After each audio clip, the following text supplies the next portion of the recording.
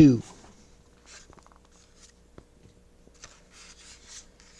One evening, as I was lying flat on the deck of my steamboat, I heard voices approaching, and there were the nephew and the uncle strolling along the bank.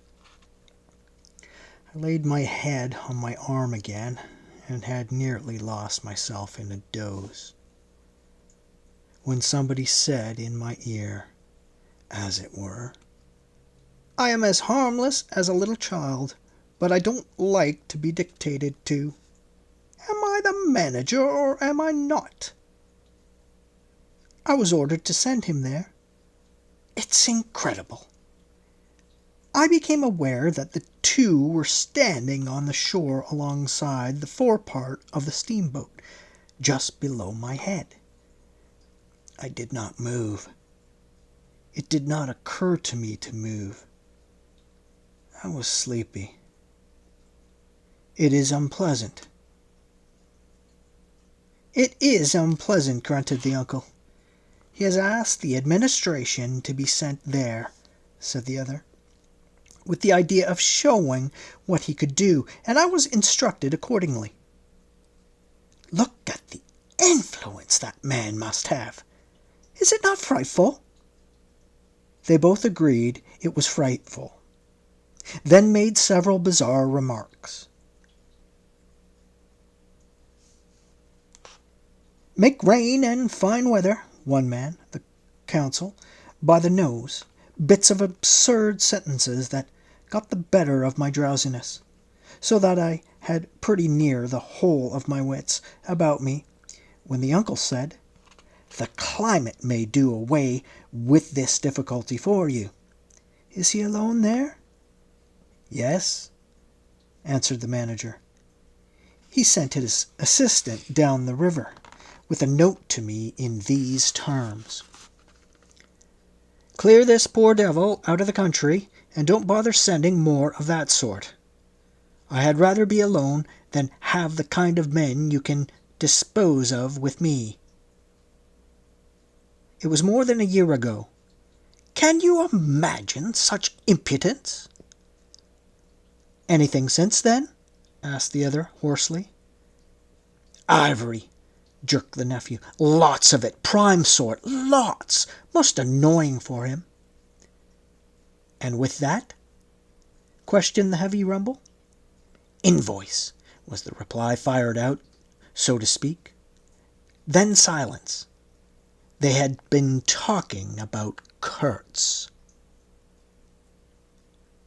I was broad awake by this time, but lying perfectly at ease, remained still, having no inducement to change my position. "How did that ivory come all this way?" growled the elder man, who seemed very vexed. The other explained that it had come with a fleet of canoes in charge of an English half-caste clerk Kurtz had with him. That Kurtz had apparently intended to return himself, the station being by that time bare of goods and stores, but after coming 300 miles, had suddenly decided to go back, which he started to do along in a small dugout, with 4 paddlers, leaving the half-caste to continue down the river with the ivory. The two fellows there seemed astounded at anybody attempting such a thing. They were at a loss for an adequate motive. As for me, I seemed to see Kurtz for the first time. It was a distant glimpse. The dugout, 4 paddling savages, and the lone white man turning his back suddenly on the headquarters, on relief, on thoughts of home, perhaps, setting his face towards the depths of the wilderness, towards his empty and desolate station. I did not know the motive. Perhaps he was just simply a fine fellow who stuck to his work for its own sake. His name, you understand, had not been pronounced once. He was that man, the half-caste, who, as far as I could see, had conducted a difficult trip with great prudence and pluck, was invariably alluded to as that scoundrel. The scoundrel had reported that the man had been very ill, had recovered imperfectly. The two below me moved away then a few paces, and strolled back and forth at some little distance. I heard military post, doctor, 200 miles quite, alone now, avoidable, delays, 9 months, no news, strange rumors. They approached again just as the manager was saying, "No one, as far as I know, unless a species of wanderer-trader, a pestilential fellow snapping ivory from the natives." Who was it they were talking about now? I gathered in snatches that this was some man supposed to be in Kurt's district, and of whom the manager did not approve. "We will not be free from unfair competition till one of these fellows is hanged for an example," he said. "Certainly," grunted the other. "Get him hanged. Why not? Anything can be done in this country. That's what I say. Nobody here, you understand, here can endanger your position. And why? You stand the climate. You outlast them all. The danger is in Europe. But there, before I left, I took care to—" They moved off and whispered, and their voices rose again. "The extraordinary series of delays is not my fault. I did my best." The fat man sighed. "Very sad." "And the pestiferous absurdity of his talk," continued the other. "He bothered me enough when he was here. Each station should be like a beacon on the road towards better things, a center for trade, of course, but also for humanizing, improving, instructing. Conceive you, that ass, and he wants to be manager. No, it's—" Here he got choked by excessive indignation, and I lifted my head the least bit.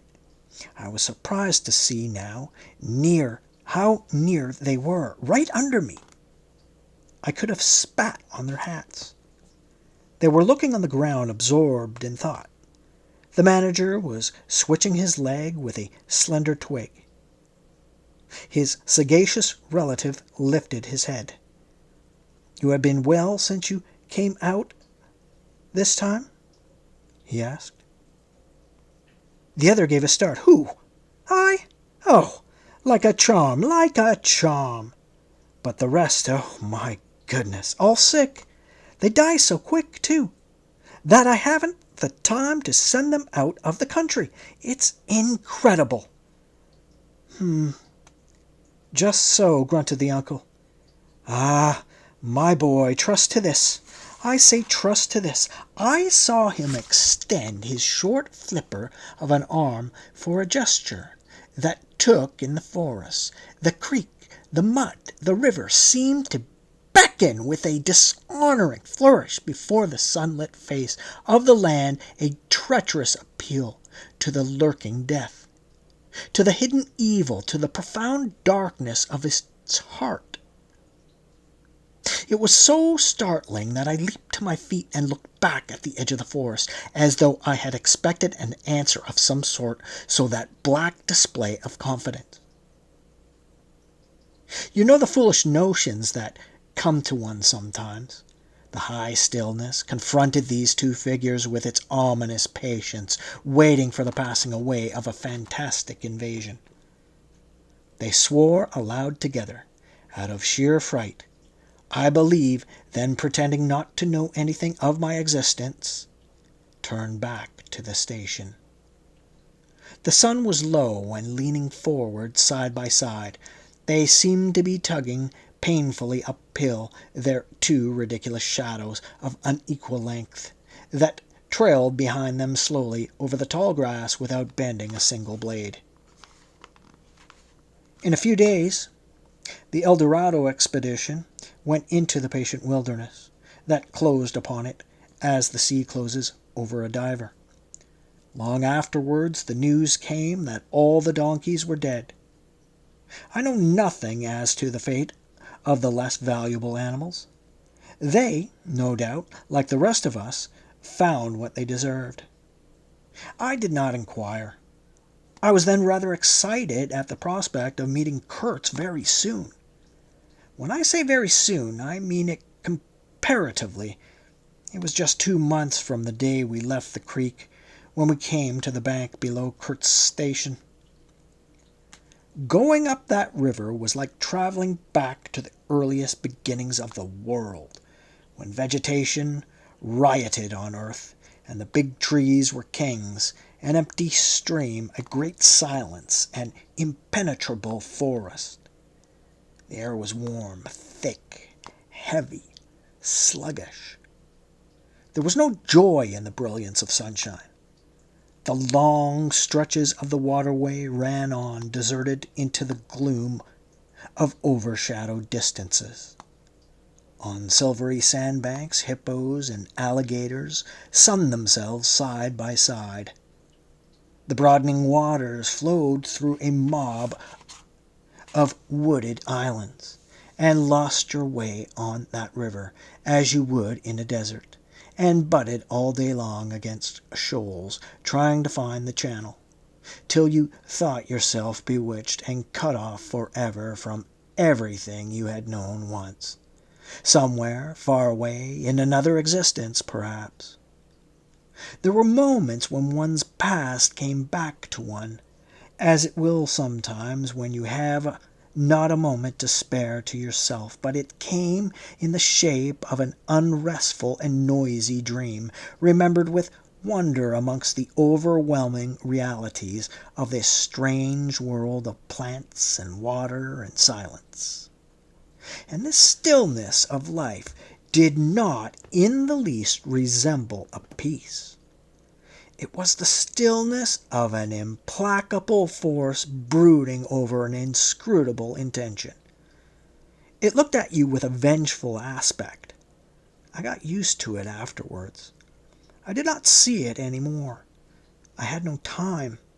I had to keep guessing at the channel. I had to discern mostly by inspiration, the signs of hidden banks. I watched for sunken stones. I was learning to clap my teeth smartly before my heart flew out, when I shaved by a fluke some infernal sly old snag that would have ripped the life out of the tin pot steamboat and drowned all the pilgrims. I had to keep a lookout for the signs of deadwood we could cut up in the night for next day's steaming. When you have to attend to things of that sort, to the mere incidents of the surface, the reality, I tell you, fades. The inner truth is hidden. Luckily. But I felt it all the same. I felt often its mysterious stillness watching me at my monkey tricks, just as it watches you fellows performing on your respective tightropes. For what is it? Half a crown? A tumble? Try to be civil, Marlowe, growled a voice, and I knew there was at least one listener awake besides myself. I beg your pardon. I forgot the heartache which makes up the rest of the price. And indeed, what does the price matter, if the trick be well done? You do your tricks very well, and I didn't do badly either, since I managed not to sink that steamboat on my first trip. It's a wonder to me yet. Imagine a blindfolded man set to drive a van over a bad road. I sweated and shivered over that business considerably, I can tell you. After all, for a seaman, to scrape the bottom of the thing that's supposed to float all the time under his care is the unpardonable sin. No one may know of it, but you never forget the thump, eh? A blow on the very heart. You remember it, you dream of it, you wake up at night and think of it, years after, and go hot and cold all over. I don't pretend to say that steamboat floated all the time. More than once she had to wade for a bit, with 20 cannibals splashing around and pushing.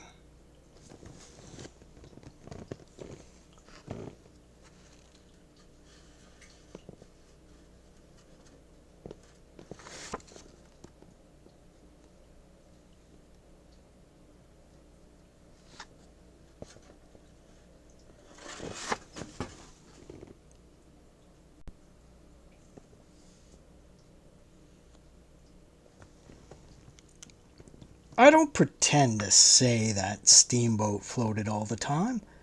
More than once she had to wade for a bit, with 20 cannibals splashing around and pushing. We had enlisted some of these chaps on the way for a crew. Fine fellows, cannibals in their place. There were men one could work with, and I'm grateful to them. And after all, they did not eat each other before my face. They had brought all a provision of hippo meat, which went rotten, and made the mystery of the wilderness stink in my nostrils. Phew! I can sniff it now. I had the manager on board and 3 or 4 pilgrims with their staves all complete. Sometimes we came upon a station close by the bank clinging to the skirts of the unknown, and the white man rushing out of a tumbled-down hovel with great gestures of joy and surprise and welcome seemed very strange. Had the appearance of being held there captive by a spell. The word ivory would ring in the air for a while, and on we went again into the silence, along empty reaches round the still bends, between the high walls of our winding way, reverberating in hollow claps the ponderous beat of the stern wheel.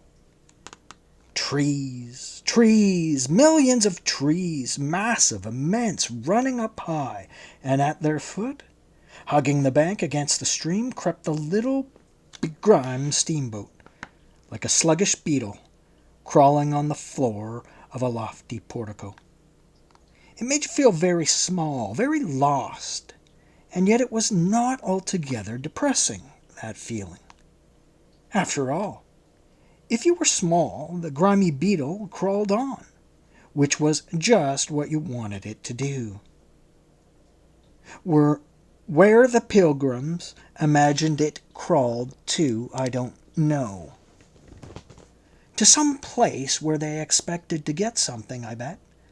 For me, it crawled towards Kurtz exclusively. But when the steam pipes started leaking, we crawled very slow. The reaches opened before us and closed behind, as if the forest had stepped leisurely across the water to bar the way for our return. We penetrated deeper and deeper into the heart of darkness. It was very quiet there. At night sometimes the roll of drums behind the curtain of trees would run up the river and remain sustained faintly, as if hovering in the air high over our heads till the first break of day. Whether it meant war, peace, or prayer, we could not tell. The dawns were heralded by the descent of a chill stillness. The woodcutters slept, their fires burned low, the snapping of the twig would make you start. We were wanderers on a prehistoric earth, on an earth that wore the aspect of an unknown planet.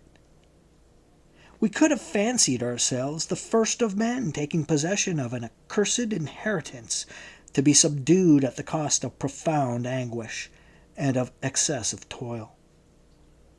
But suddenly, as we struggled round a bend, there could be a glimpse of rush walls, of peaked grass roofs, a burst of yells, a whirl of black limbs, a mass of hands clapping, of feet stamping, of bodies swaying, of eyes rolling, under the droop of heavy and motionless foliage.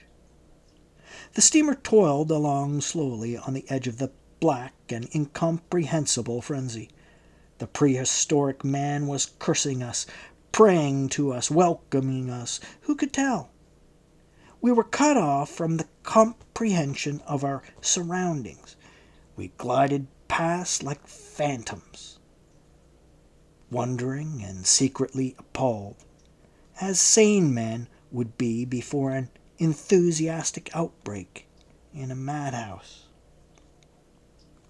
We could not understand because we were too far, and could not remember because we were traveling in the night of first ages, of those ages that are gone, leaving hardly a sign and no memories. The earth seemed unearthly.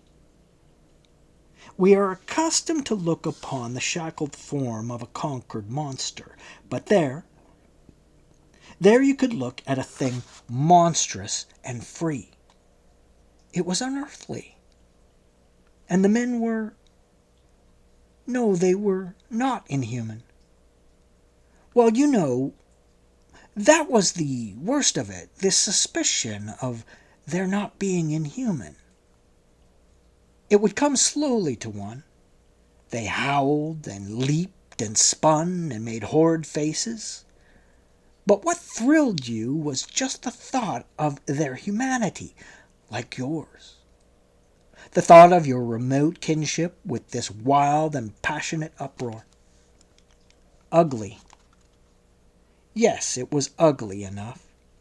But if you were man enough, you could admit to yourself that there was in you just the faintest trace of a response to the terrible frankness of that noise, a dim suspicion of there being a meaning in it which you so remote from the night of first ages, could comprehend. And why not? The mind of man is capable of anything because everything is in it, all the past as well as all the future. What was there after all? Joy, fear, sorrow, devotion, valor, rage, who can tell? But truth stripped of its cloak of time. Let the fool gape and shudder. The man knows and can look on without a wink. But he must at least be as much of a man as these on the shore. He must meet the truth with his own true stuff, with his own inborn strength. Principles won't do. Acquisitions, clothes, pretty rags, rags that would fly off at the first good shake. No, you want a deliberate belief. An appeal to me in this fiendish row is there? Very well, I hear, I admit, but I have a voice, too. And for good or evil, mine is the speech that cannot be silenced. Of course, a fool, what with sheer fright and fine sentiments, is always safe. Who's that grunting? You wonder I didn't go ashore for a howl and a dance. Well, no, I didn't. Fine sentiments, you say. Fine sentiments be hanged. I had no time. I had to mess about with white lead and strips of woolen blanket, helping to put bandages on those leaky steam pipes, I tell you. I had to watch the steering and circumvent those snags and get the tin pot along my hook or by crook. There was surface truth enough in these things to save a wiser man. and between whiles I had to look after the savage who was fireman. He was an improved specimen. He could fire up a vertical boiler. He was there below me, and upon my word, to look at him was as edifying as seeing a dog in a parody of breeches and a feather hat, walking on his hind legs. A few months of training had done for that really fine chap. He squinted at the steam gauge and at the water gauge with an evident effort of intrepidity.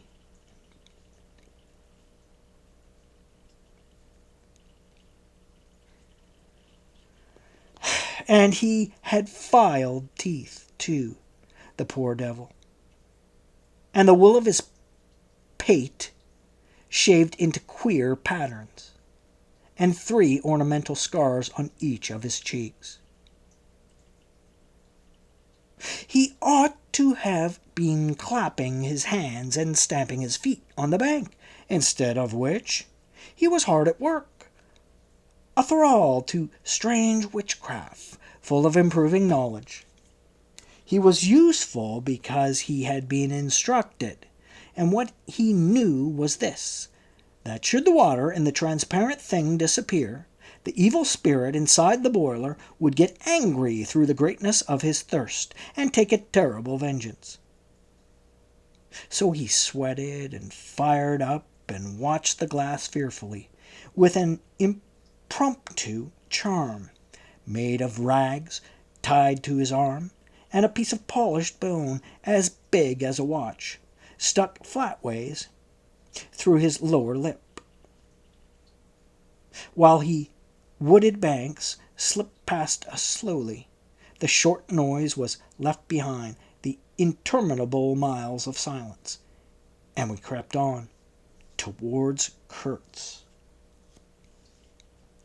But the snags were thick, the water was treacherous and shallow, the boiler seemed indeed to have a sulky devil in it, and thus neither that fireman nor I had any time to peer into our creepy thoughts. Some 50 miles below the inner station, we came upon a hut of reeds, an inclined and melancholy pole, with the unrecognizable tatters of what had been a flag of some sort flying from it, and a nearly stacked woodpile. This was unexpected.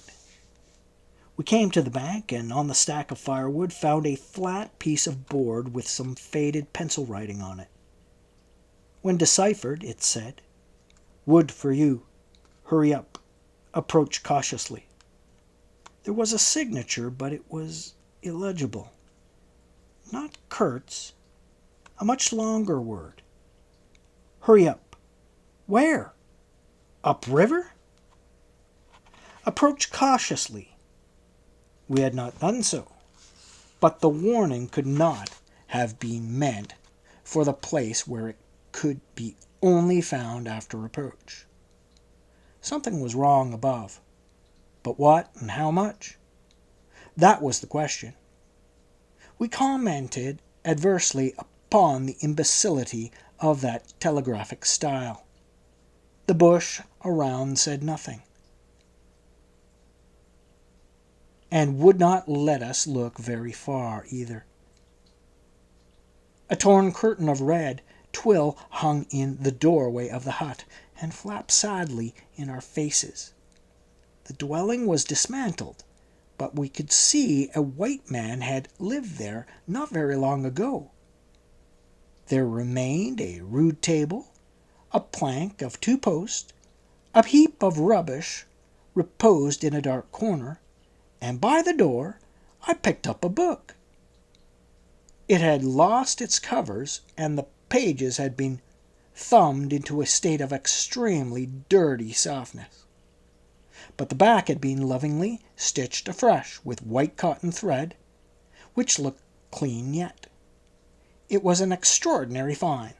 Its title was An Inquiry into Some Points of Seamanship, by a man, Towser, some such name, master in His Majesty's Navy. The matter looked dreary reading enough, with illustrative diagrams and repulsive tables of figures, and the copy was 60 years old. I handled this amazing antiquity with the greatest possible tenderness, lest it should dissolve in my hands. Within, Towson or Towser was inquiring earnestly into the breaking strain of ships' chains and tackles, and other such matters. Not a very enthralling book, but at the first glance you could see there was a singleness of intention, an honest concern for the right way of going to work, which made these humble pages, thought out so many years ago, luminous with another than a professional light. The simple old sailor, with his talk of chains and purchases, made me forget the jungle and the pilgrims in a delicious sensation of having come upon something unmistakably real. Such a book being there was wonderful enough, but still more astounding were the notes penciled in the margin, and plainly referring to the text. I couldn't believe my eyes. They were in cipher. Yes, it looked like cipher. Fancy a man lugging with him a book of that description into this nowhere and studying it and making notes in cipher at that. It was an extravagant mystery. I had been dimly aware for some time of a worrying noise, and when I lifted my eyes I saw the woodpile was gone, and the manager, aided by all the pilgrims, was shouting at me from the riverside. I slipped the book into my pocket. I assure you, to leave off reading was like tearing myself away from the shelter of an old and solid friendship. I started the lame engine ahead.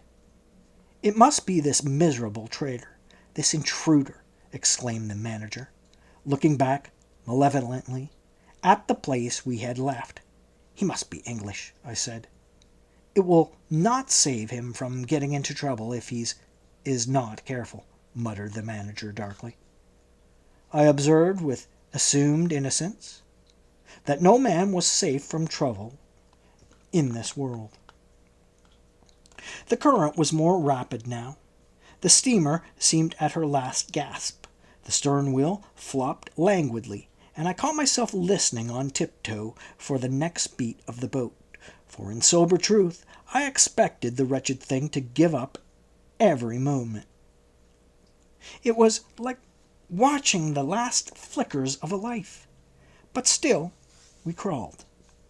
Sometimes I would pick out a tree a little way ahead to measure our progress towards Kurtz, but I lost it invariably before we got abreast. To keep the eyes so long on one thing was too much for human patience. The manager displayed a beautiful resignation.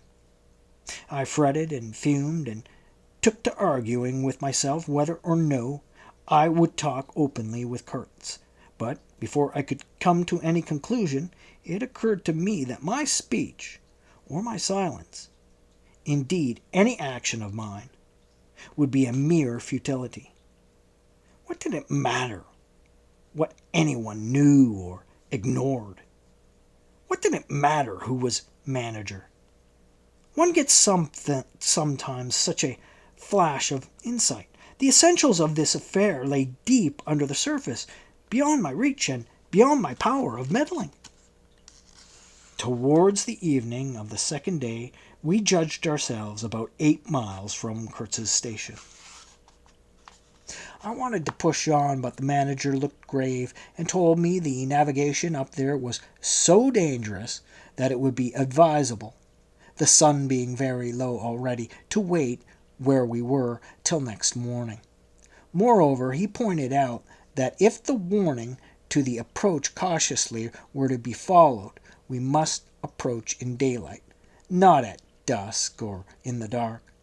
This was sensible enough. 8 miles meant nearly 3 hours steaming for us. and I could also see suspicious ripples at the upper end of the reach. Nevertheless, I was annoyed beyond expression at the delay, and most unreasonably too, since one night more could not matter much after so many months. As we had plenty of wood, and caution was the word, I brought it in the middle of the stream. The reach was narrow, straight with high sides, like a railway cutting. The dusk came gliding into it long before the sun had set. The current ran smooth and swift, but a dumb immobility sat on the banks. The living trees, lashed together by the creepers and every living bush of the undergrowth, might have been changed into stone, even to the slenderest twig, to the lightest leaf. It was not sleep, it was unnatural, like a state of trance. Not the faintest sound of any kind could be heard. You looked on amazed, and began to suspect yourself of being deaf. Then the night came suddenly, and struck you blind as well. About 3 in the morning some large fish leaped, and the loud splash made me jump as though a gun had been fired. When the sun rose, there was a white fog, very warm and clammy, and more blinding than the night. It did not shift or drive, it was just there, standing all around you like something solid. At 8 or 9, perhaps, it lifted as a shutter lifts. We had a glimpse of the towering multitude of trees, of the immense matted jungle, with the blazing little ball of the sun hanging over it, all perfectly still. And then the white shutter came down again smoothly, as if sliding in greased grooves. I ordered the chain, which we had begun to heave in, to be paid out again. Before it stopped running, with a muffled rattle, a cry, a very loud cry as of infinite desolation, soared slowly in the opaque air. It ceased. A complaining clamor, modulated in savage discords, filled our ears. The sheer unexpectedness of it made my hair stir up under my cap. I don't know how it struck the others. To me it seemed as though the mist itself had screamed, so suddenly and apparently from all sides at once did this tumultuous and mournful uproar arise.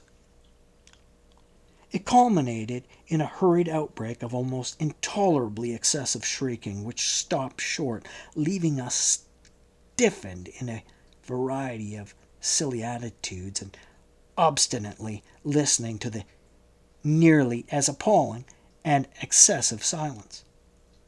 "Good God! What is the meaning?" stammered at my elbow one of the pilgrims, a little fat man with sandy hair and red whiskers, who wore side-spring boots and pink pajamas tucked into his socks. 2 others remained open-mouthed a whole minute, then dashed into the little cabin, to rush out incontinently and stand darting scared glances with Winchesters at ready in their hands. What we could see was just the steamer we were on, her outlines blurred as though she had been on the point of dissolving, and a misty strip of water perhaps 2 feet broad round her. And that was all. The rest of the world was nowhere as far as our eyes and ears were concerned, just nowhere. Gone, disappeared, swept off without leaving a whisper or a shadow behind. I went forward and ordered the chain to be hauled in short, so as to be ready to trip the anchor and move the steamboat at once, if necessary. "Will they attack?" whispered an awed voice. "We will be all butchered in this fog," murmured another. The faces twitched with the strain, the hands trembled slightly, the eyes forgot to wink. It was very curious to see the contrast of expressions of the white men and of the black fellows of our crew, who were as much strangers to that part of the river as we, though their homes were only 800 miles away. The whites, of course, greatly discomposed, and besides a curious look of being painfully shocked by an outrageous row. The others had an alert, naturally interested expression, but the faces were essentially quiet, even those of the one or two who grinned as they hauled at the chain. Several exchanged short grunting phrases which seemed to settle the matter to their satisfaction. Their headman, a young broad-chested black, severely draped in dark blue fringed clothes, with fierce nostrils and his hair all done up artfully in oily ringlets, stood near me. "Aha!" I said, just for good fellowship's sake. "Catch him!" he snapped, with a bloodshot widening of his eyes, and a flash of sharp teeth. "Catch him! Give him to us!" "To you, eh?" I asked. "What would you do with him?" "Eat him!" he said curtly, and leaning his elbow on the rail, looked out into the fog in a dignified and profoundly pensive attitude. I would no doubt have been properly horrified had it not occurred to me that he and his chaps must be very hungry, that they must have been growing increasingly hungry for at least this past month. They had been engaged for 6 months. I don't think a single one of them had any clear idea of time, as we at the end of countless ages have. They still belonged to the beginnings of time, had no inherited experience to teach them, as it were. And of course, as long as there was a piece of paper written over in accordance with some farcical law or other made down the river, it didn't enter anybody's head to trouble how they would live. Certainly they had brought with them some rotten hippo meat, which couldn't have lasted very long anyway, even if the pilgrims hadn't, in the midst of the shocking hullabaloo, thrown a considerable quantity of it overboard. It looked like a high-handed proceeding, but it was really a case of legitimate self-defense. You can't breathe dead hippo waking, sleeping, and eating, and at the same time keep your precarious grip on existence. Besides that, they had given them every week 3 pieces of brass wire, each about 9 inches long, and the theory was they were to buy their provisions with that currency in riverside villages. You can see how that worked. There were either no villages, or the people were hostile, or the director, who, like the rest of us, fed out of tins, with an occasional old he-goat thrown in, didn't want to stop the steamer for some more or less recondite reason. So unless they swallowed the wire itself, or made loops of it to snare the fishes with, I don't see what good their extravagant salary could do to them. I must say it was paid with a regularity worthy of a large and honorable trading company. For the rest, the only thing to eat, though it didn't look eatable in the least, I saw in their possession was a few lumps of some stuff like half-cooked dough, of a dirty lavender color. They kept wrapped in leaves, and now and then swallowed a piece of it, but so small that it seemed done more for the looks of the thing than for any serious purpose of sustenance. Why in the name of all the gnawing devils of hunger they didn't go for us? They were 30 to 5, and have a good tuck in for once, amazes me now when I think of it. They were big, powerful men with not much capacity to weigh the consequences with courage, with strength. Even yet, though their skins were no longer glossy and their muscles no longer hard. And I saw that something restraining one of those human secrets that baffle probability had come into play there.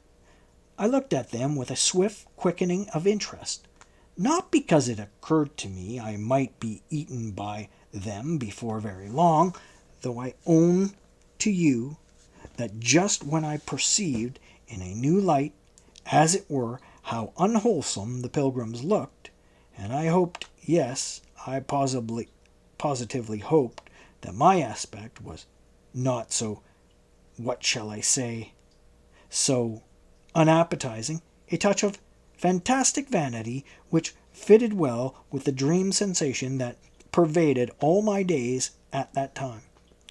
Perhaps I had a little fever, too. One can't live with one's finger everlastingly on one's pulse. I had often a little fever, or a little touch of other things, the playful paw strokes of the wilderness, the preliminary trifling before the more serious onslaught, which came in due course.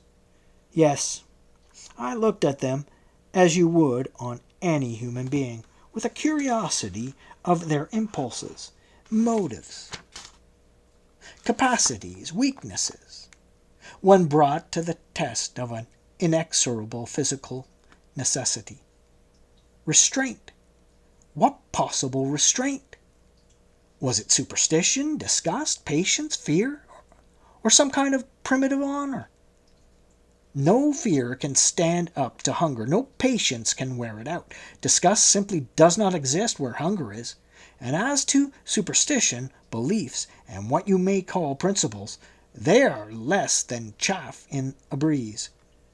Don't you know the delivery of a lingering starvation, its exasperating torment, its black thoughts, its somber and brooding ferocity? Well, I do. It takes a man all his inborn strength to fight hunger properly. It's really easier to face bereavement, dishonor, and the perdition of one's soul than this kind of prolonged hunger. Sad but true. And these chaps, too, had no earthly reason for any kind of scruple. Restraint. I would just as soon have expected restraint from a hyena prowling amongst the corpses of a battlefield. But there was the fact facing me, the fact dazzling to be seen, like the foam on the depths of the sea, like a ripple on an unfathomable enigma, a mystery greater. When I thought of it, then the curious, inexplicable note of desperate grief in the savage clamor that had swept by us on the river bank behind the blind whiteness of the fog. Two pilgrims were quarreling in hurried whispers as to which bank. Left. No, no. How can you? Right, right, of course. It is very serious, said the manager's voice behind me. I would be dislocated if anything should happen to Mr. Kurtz before we came up.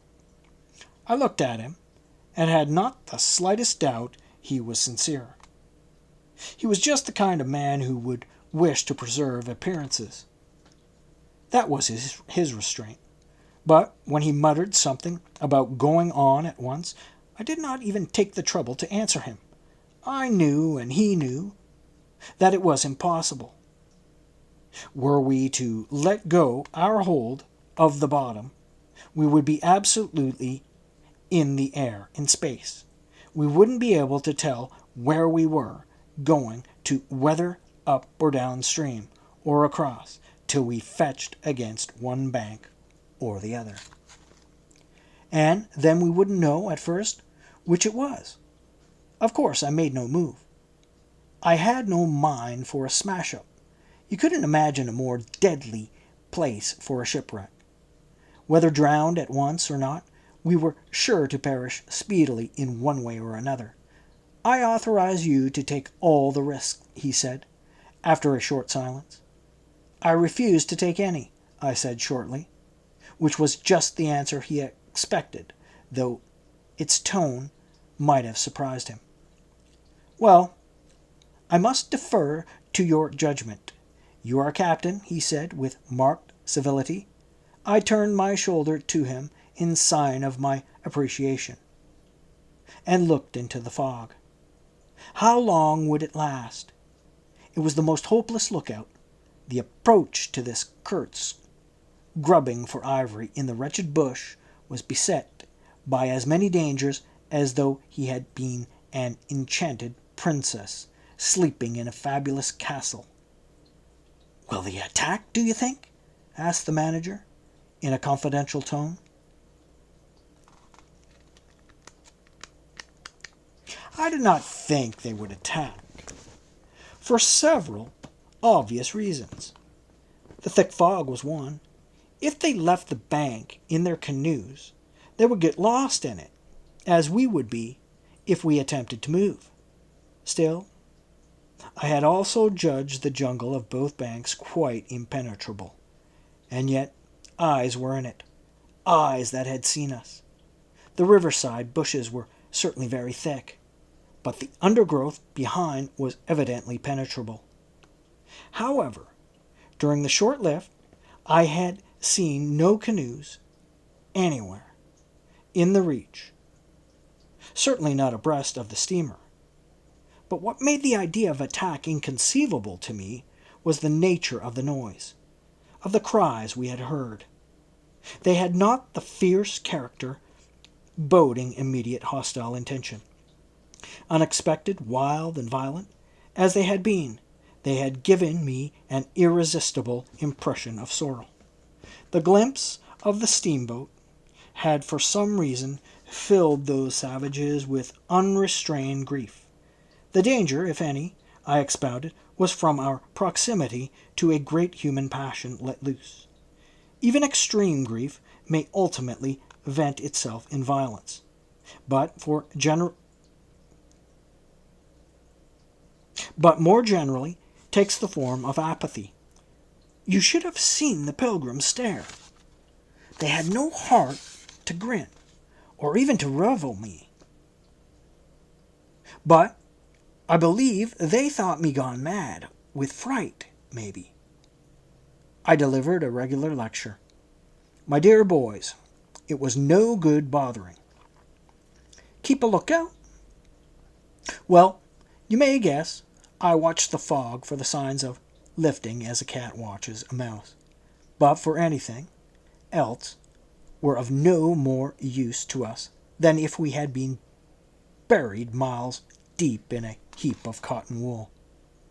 It felt like it, too, choking warm, stifling. Besides, all I said, though it sounded extravagant, was absolutely true to fact. What we afterwards alluded to as an attack was really an attempt to repulse. The action was very far from being aggressive. It was not even defensive, in the usual sense. It was undertaken under the stress of desperation, and in its essence was purely protective. It developed itself, I should say, 2 hours after the fog lifted, and its commencement was at a spot, roughly speaking, about 1.5 miles below Kurtz's station.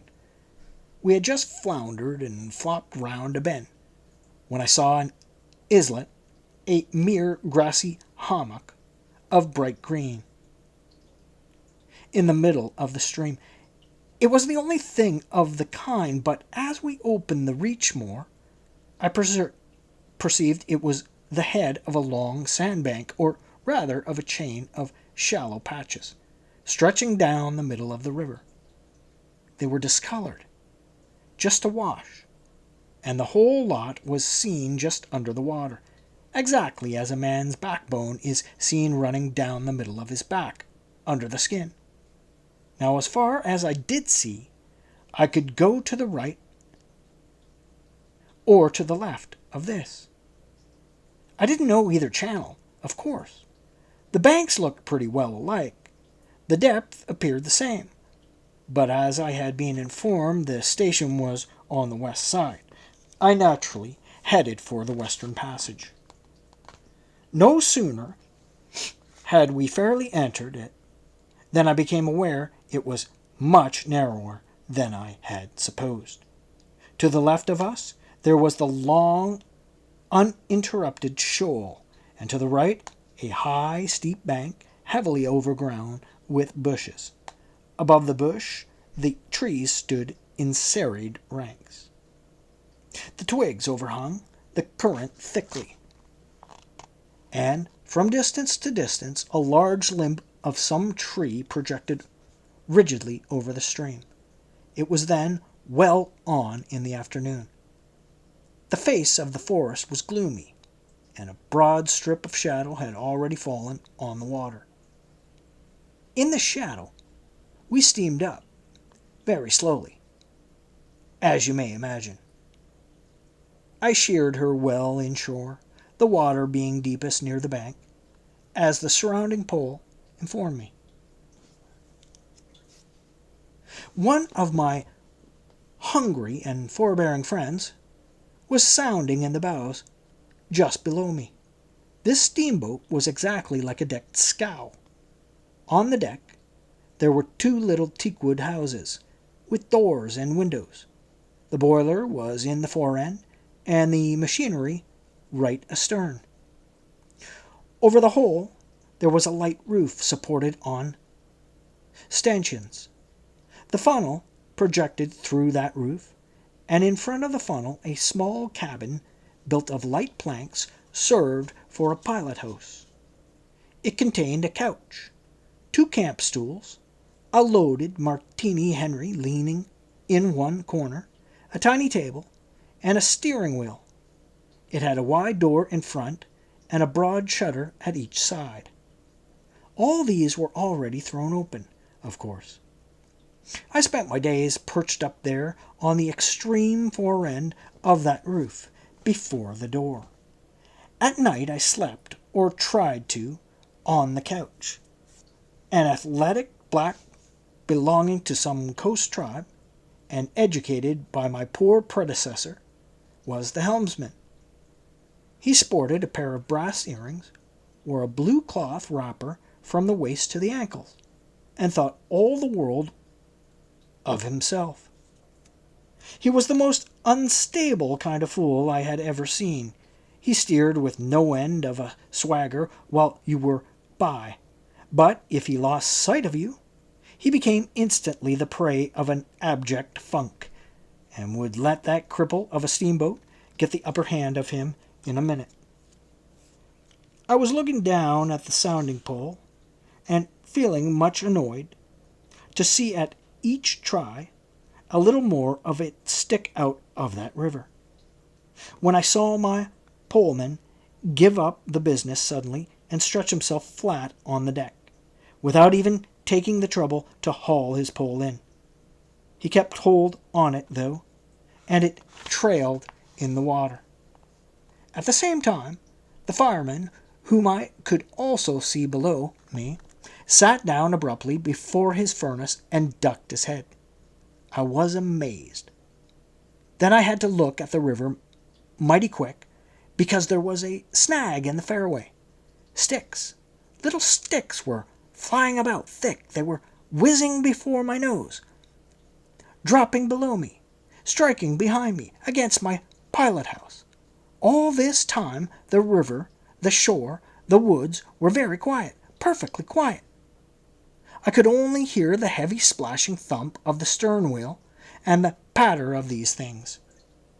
We cleared the snag clumsily. Arrows, by Jove! We were being shot at. I stepped in quickly to close the shutter on the land side. That fool helmsman, his hands on the spokes, was lifting his knees high, stamping his feet, champing his mouth like a reined-in horse. Confound him! And we were staggering within 10 feet of the bank. I had to lean right out to swing the heavy shutter, and I saw a face amongst the leaves on the level of my own, looking at me very fierce and steady. And then suddenly, as though a veil had been removed from my eyes, I made out, deep in the tangled gloom, naked breasts, arms, legs, glaring eyes. The bush was swarming with human limbs in movement glistening of bronze color. The twigs shook, swayed, and rustled. The arrows flew out of them, and then the shutter came to. "Steer her straight," I said to the helmsman. He held his head rigid, face forward, but his eyes rolled. He kept on lifting and setting down his feet gently. His mouth foamed a little. "Keep quiet," I said in a fury. I might just as well have ordered a tree not to sway in the wind. I darted out. Below me there was a great scuffle of feet on the iron deck. Confused exclamations, a voice screamed, "Can you turn back?" I caught sight of a V-shaped ripple on the water ahead. "What? Another snag?" A fuselage burst out under my feet. The Pilgrims had opened with their Winchesters, and were simply squirting lead into the bush. A deuce of a lot of smoke came up and drove slowly forward. I swore at it. Now I couldn't see the ripple or the snag either. I stood in the doorway, peering, and the arrows came in swarms. They might have been poisoned, but they looked as though they wouldn't kill a cat. The bush began to howl. Our woodcutters raised a warlike whoop. The report of a rifle just at my back deafened me. I glanced over my shoulder, and the pilot-house was yet full of noise and smoke when I made a dash at the wheel. The fool nigger had dropped everything to throw the shutter open and let off the Martini Henry. He stood before the wide opening, glaring, and I yelled at him to come back, while I straightened the sudden twist out of that steamboat. There was no room to turn, even if I had wanted to. The snag was somewhere very near ahead in that confounded smoke.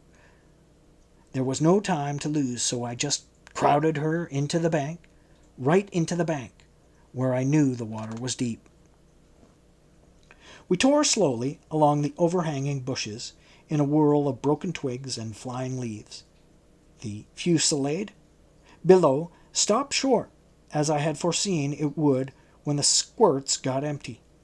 I threw my head back to a glinting whiz that traversed the pilot-house in at one shutter hole and out at the other.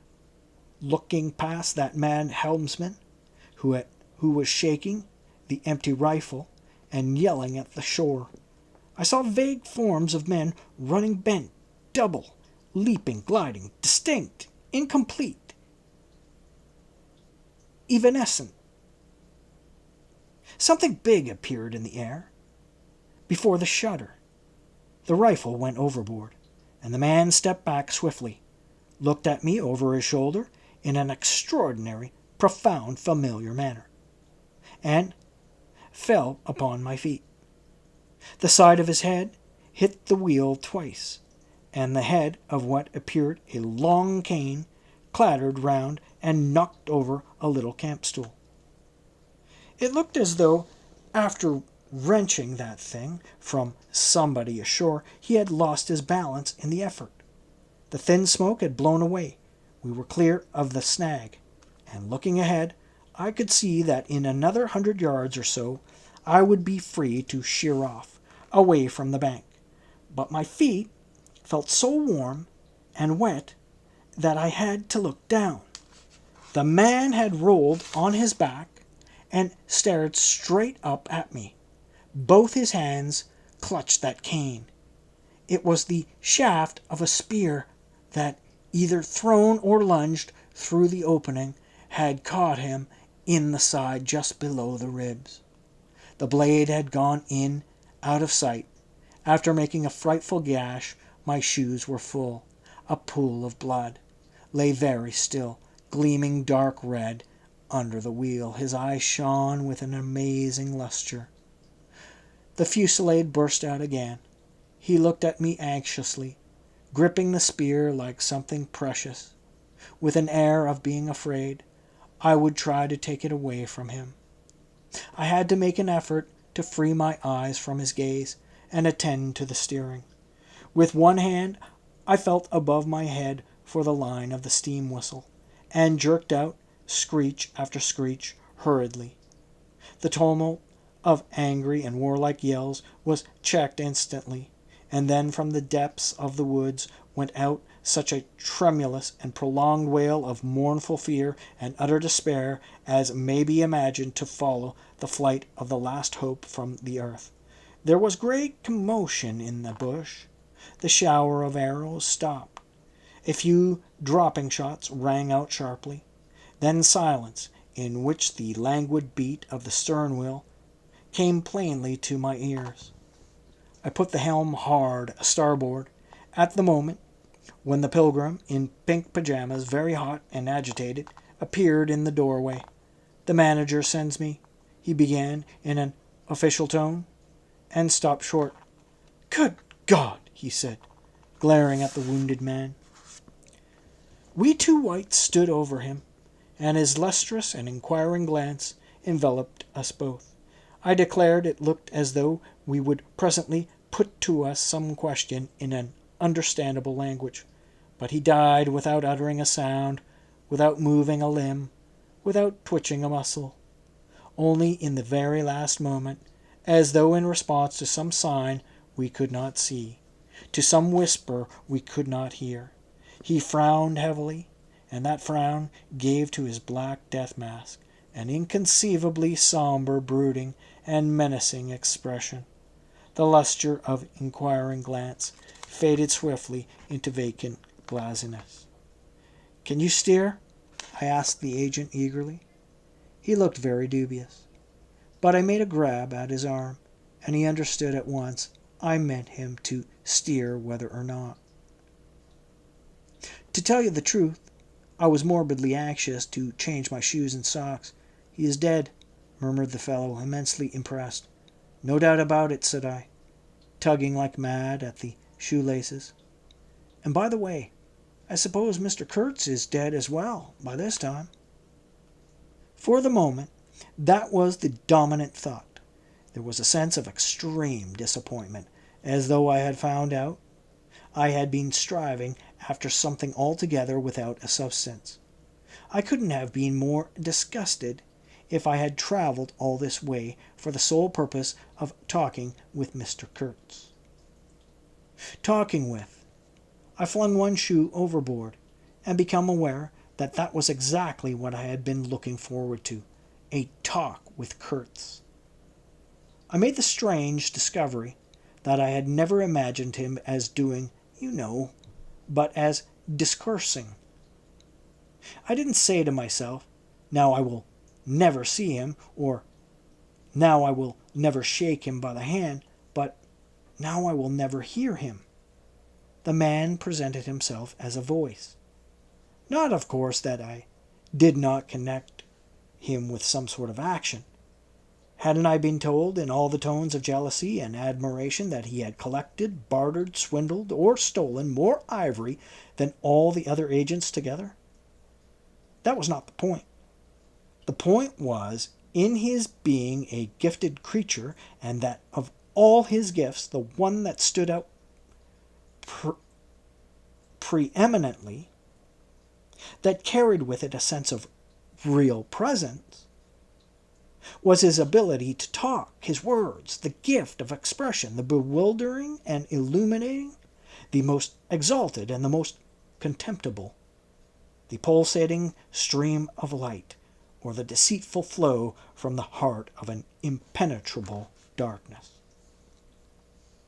The other shoe went flying onto the devil god of that river. I thought, "By Jove, it's all over. We are too late. He has vanished. The gift has vanished. By means of some spear, arrow, or club, I will never hear the chap speak after all." And my sorrow had a startling extravagance of emotion, even such as I had noticed in the howling sorrow of these savages in the bush. I couldn't have felt more of lonely desolation. Somehow, had I been robbed of a belief or had missed my destiny in life. "Why do you sigh in this beastly way?" Somebody? Absurd? Well, absurd. Good Lord. Mustn't a man ever... Here, give me some tobacco. There was a pause of profound stillness. Then a match flared, and Marlowe's lean face appeared, worn hollow, with downward folds and dropped eyelids, with an aspect of concentrated attention, and as he took vigorous draws at his pipe, it seemed to retreat and advance out of the night in regular flicker of tiny flame. The match went out. Absurd! He cried. This is the worst of trying to tell. Here you all are, each moored with two good addresses, like a hulk with two anchors, a butcher round one corner, a policeman round another, excellent appetites and temperature normal. You hear normal from year's end to year's end, and you say, absurd! Absurd! Be exploded! Absurd! My dear boys, what can you expect from a man who, out of sheer nervousness, had just flung overboard a pair of new shoes? Now I think of it, it is amazing. I did not shed tears. I am upon the whole proud of my fortitude. I was cut to the quick at the idea of having lost the inestimable privilege of listening to the gifted Kurtz. Of course, I was wrong. The privilege was waiting for me. Oh, yes. I heard more than enough. And I was right, too. A voice. He was very little more than a voice. And I heard him. This voice. Other voices, all of them, were so little more than voices, and the memory of that time itself lingers around me, impalpable, like a dying vibration of one immense jabber, silly, atrocious, sordid, savage, or simply mean, without any kind of sense. Voices. Voices, even. The girl herself. Now? He was silent for a long time. I laid the ghost of his gifts at last with a lie. He began suddenly. Girl? What? Did I mention a girl? Oh, she is out of it, completely. They, the women I mean, are out of it. Should be out of it. We must help them to stay in that beautiful world of their own, lest ours gets worse. Oh, she had to be out of it. You should have heard the disinterred body of Mr. Kurtz saying, my intended. You would have perceived directly then how completely she was out of it. And the lofty frontal bone of Mr. Kurtz. They say the hair goes on growing sometimes, but this, a specimen, was impressively bald. The wilderness had patted him on the head, and behold, it was like a ball, an ivory ball. It had caressed him, and lo, he had withered. It had taken him, loved him, embraced him, got into his veins, consumed his flesh, and sealed his soul to its own by the inconceivable ceremonies of some devilish initiation. He was its spoiled and pampered favorite. Ivory? I should think so. Heaps of it, stacks of it. The old mud shanty was bursting with it. You would think there was not a single tusk left either above or below the ground in the whole country. Mostly fossil, the manager had remarked disparagingly. It was no more fossil than I am. But they call it fossil when it is dug up. It appears these niggers do bury the tusks sometimes, but evidently they couldn't bury this parcel deep enough to save the gifted Mr. Kurtz from his fate. We filled the steamboat with it, and had to pile a lot on the deck. Thus he could see and enjoy as long as he could see, because the appreciation of this favor had remained with him to the last. You should have heard him say, my ivory. Oh, yes, I heard him. My intended, my ivory, my station, my river, my everything belonged to him. It made me hold my breath in expectation of hearing the wilderness burst into a prodigious peal of laughter that would shake the fixed stars in their places. Everything belonged to him, but that was a trifle. The thing was to know what he belonged to. How many powers of darkness claimed him for their own? That was the reflection that made you creepy all over. It was impossible. It was not good for one either, trying to imagine. He had taken a high seat amongst the devils of the land. I mean literally. You can't understand. How could you? With solid pavement under your feet, surrounded by kind neighbors ready to cheer you or to fall on you, stepping delicately between the butcher and the policeman in the holy terror of scandal and gallows and lunatic asylum. How can you imagine what particular region of the first ages of man's untrammeled feet may take him into by the way of solitude, utter solitude without a policeman, by the way of silence, utter silence, where no warning voice of a kind neighbor can be heard whispering of public opinion?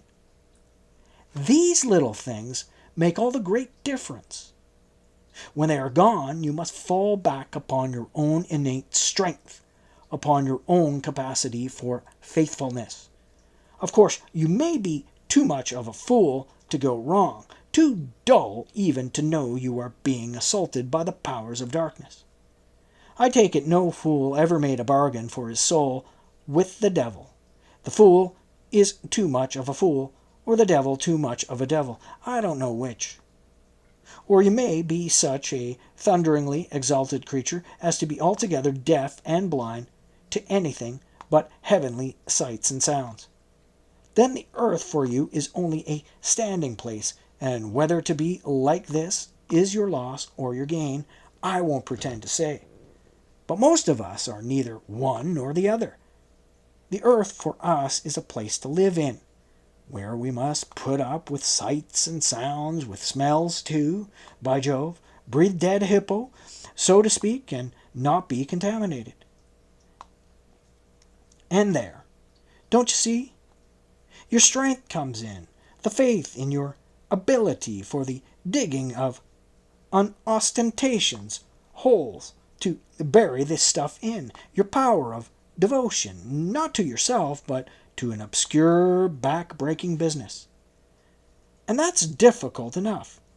Mind, I am not trying to excuse or even explain. I am trying to account to myself for Mr. Kurtz, for the shade of Mr. Kurtz. This initiated wraith from the back of nowhere honored me with its amazing confidence before it vanished altogether. This was because it could speak English to me. The original Kurtz had been educated partly in England, and, as he was good enough to say himself, his sympathies were in the right place. His mother was half English, his father was half French. All Europe contributed to the making of Kurtz, and by I learned that most appropriately the International Society for the Suppression of Savage Customs had entrusted him with the making of a report for its future guidance. And he had written it, too. I've seen it. I've read it. It was eloquent, vibrating with eloquence, but too high-strung, I think. 17 pages of close writing he had found time for. But this must have been before his, let us say, nerves went wrong, and caused him to preside at certain midnight dances, ending with unspeakable rites, which, as far as I reluctantly gathered from what I heard at various times, were offered up to him. Do you understand? To Mr. Kurtz himself. But it was a beautiful piece of writing. The opening paragraph, however, in the light of later information, strikes me now as ominous. He began with the argument that we whites, from the point of development we had arrived at, must necessarily appear to them, savages, in the nature of supernatural beings. We approach them with the might of a deity, and so on, and so on. By the simple exercise of our will, we can exert a power for good practically unbounded, etc., etc. From that point, he soared and took me with him. The peroration was magnificent, though difficult to remember, you know. It gave me the notion of an exotic immensely ruled by an august benevolence. It made me tingle with enthusiasm. This was the unbounded power of eloquence, of words, of burning noble words. There were no practical hints to interrupt the magic current of phrases, unless a kind of note at the foot of the last page, scrawled evidently much later, in an unsteady hand, may be regarded as the exposition of a method. It was very simple, and at the end of that moving appeal to every altruistic sentiment, it blazed at you, luminous and terrifying, like a flash of lightning in a serene sky.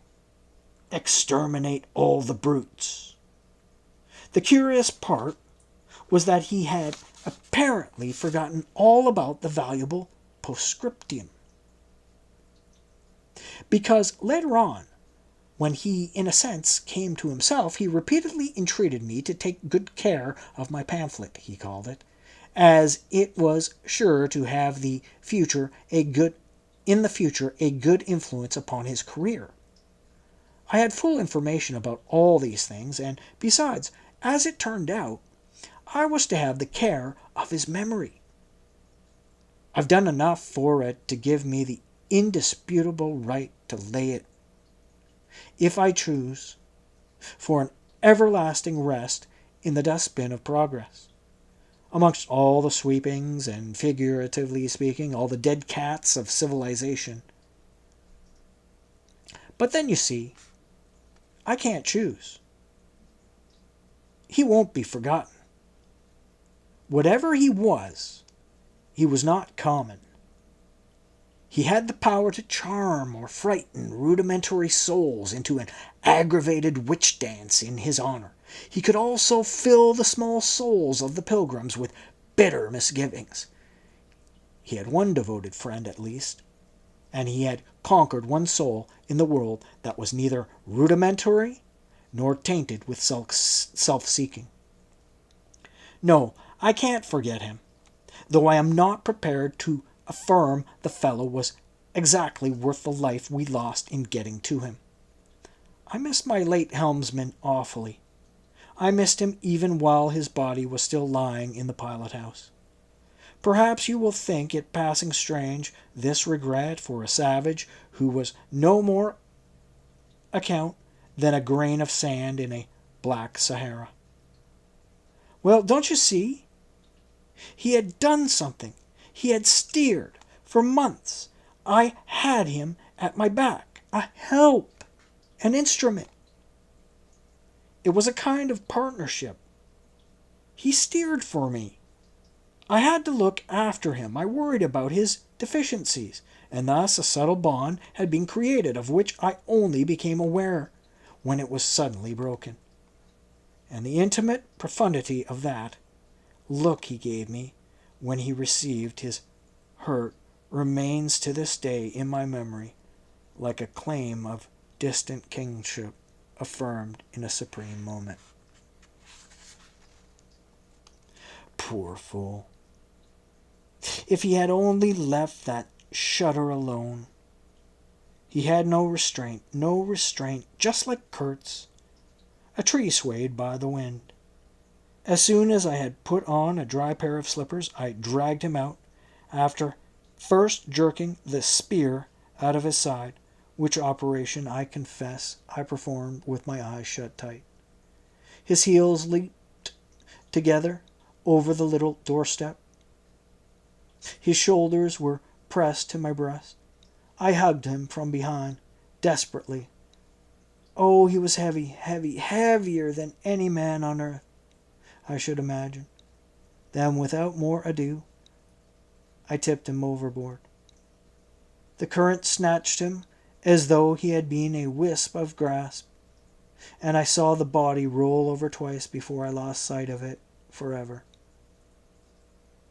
All the pilgrims and the manager were then congregated on the awning deck about the pilot house, chattering at each other like a flock of excited magpies, and there was a scandalized murmur at my heartless promptitude. What they wanted to keep that body hanging about for, I can't guess. Embalmment, maybe? But I had also heard another, and a very ominous murmur on the deck below. My friends, the woodcutters, were likewise scandalized, and with a better show of reason, though I admit that the reason itself was quite inadmissible. Oh, quite. I had made up my mind that if my late helmsman was to be eaten, the fishes alone should have him. He had been a very second-rate helmsman while alive, but now he was dead. He might have become a first-class temptation, and possibly cause some startling trouble. Besides, I was anxious to take the wheel. The man in pink pajamas showing himself a hopeless duffer at the business. This I did directly the simple funeral was over. We were going half speed, keeping right in the middle of the stream, and I listened to the talk about me. They had given up Kurtz. They had given up the station. Kurtz was dead, and the station had been burnt, and so on, and so on. The red-haired pilgrim was beside himself with the thought that at least this poor Kurtz had been properly avenged. Say, we must have made a glorious slaughter of them in that bush, eh? What do you think? Say? He positively danced, the bloodthirsty little gingerly beggar, and he had nearly fainted when he saw the wounded man. I could not help saying, "You made it a glorious lot of smoke, anyhow." I had seen from the way the tops of bushes rustled and flew that almost all the shots had gone too high. You can't hit anything unless you take aim and fire from the shoulder. But these chaps fired from the hip, with their eyes shut. The retreat, I maintain, and I was right, was caused by the screeching of the steam whistle. Upon this, they forgot Kurtz, and began to howl at me with indignant protest. The manager stood by the wheel, murmuring confidently about the necessity of getting well away down the river before dark at all events, when I saw in the distance a clearing on the riverside and the outlines of some sort of building. "What's this?" I asked. He clapped his hands in wonder. "The station!" he cried. I edged in at once, still going half speed. Through my glasses I saw the slope of a hill interspersed with rare trees and perfectly free from undergrowth. A long decaying building on the summit was half buried in the high grass. The large holes in the peaked roof gaped black from afar. The jungle and the woods made a background. There was no enclosure or fence of any kind, but there had been one apparently, for near the house half a dozen slim posts remained in a row, roughly trimmed, and with their upper ends ornamented with round carved balls. The rails, or whatever there had been between, had disappeared. Of course the forest surrounded all that. The river bank was clear, and on the water side I saw a white man under a hat like a cartwheel, beckoning persistently with his whole arm. Examining the edge of the forest above and below, I was almost certain I could see movements, human forms, gliding there and there. I steamed past prudently, then stopped the engines and let their drift down. The man on the shore began to shout, urging us to land. "We have been attacked!" screamed the manager. I know. It's all right," yelled back the other, as cheerful as you please. "Come along, it's all right. I am glad." His aspect reminded me of something I had seen, something funny I had seen somewhere. As I maneuvered to get alongside, I was asking myself, what does this fellow look like? Suddenly I got it. He looked like a harlequin. His clothes had been made of some stuff that was brown holland probably, and it was covered with patches all over, with bright patches, blue, red, and yellow, patches on the back, patches on the front, patches on elbows, on knees, colored, binding his round his jacket, scarlet edging at the bottom of his trousers, and the sunshine made him look extremely gay and wonderfully neat withal, because you could see how beautifully all this patching had been done. A beardless, boyish face, very fair, no features to speak of, nose peeling, little blue eyes, smiles and frowns chasing each other over that open countenance like sunshine and shadow on a wind-swept plain. "Look out, Captain!" he cried. "There's a snag lodged in here last night." "What? Another snag?" I confess I swore shamefully. I had nearly holed my cripple to finish off that charming trip. The harlequin on the bank turned his little pug nose up to me. "You English?" he asked, all smiles. "Are you?" I shouted from the wheel. The smiles vanished, and he shook his head as if sorry for my disappointment. Then he brightened up. "Never mind," he cried encouragingly. "Are we in time?" I asked. "He is up there," he replied, with a toss of the head, "up the hill, and becoming gloomy all of a sudden." His face was like the autumn sky, overcast one moment and bright the next. When the manager, escorted by the pilgrims, all of them armed to the teeth, had gone to the house, this chap came on aboard. "I say, I don't like this. These natives are in the bush," I said. He assured me earnestly it was all right. "They are simple people," he added. "Well, I am glad you came. It took me all my time to keep them off." "But you said it was all right," I cried. "Oh, they meant no harm," he said, and as I stared, he corrected himself. "Not exactly." Then, vivaciously, "My faith, your pilot house wants a clean-up."